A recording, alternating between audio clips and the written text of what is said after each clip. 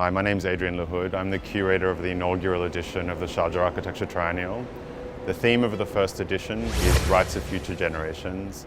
The theme asks us to think about the state of the environment in an era of climate change and how much of our world, our cities, our buildings, our landscapes, nature itself is passed on from our ancestors, how we become stakeholders for that environment, for that nature, and how we have a responsibility to pass it on to our descendants and to our other kin in some way.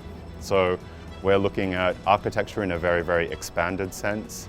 We'll be talking about the way people live together, the way families are organized in apartments. We'll also be looking at various kinds of land rights struggles. So for example, the way indigenous groups around the world have been fighting to protect their land from resource extraction. We'll be looking at the way indigenous practices have been modifying their environments and their landscapes for thousands of years, and we're asking people to imagine that as a form of architecture. So the Triennial is really grounded in the history of Sharjah. There are a number of really important projects that speak to the history of Sharjah.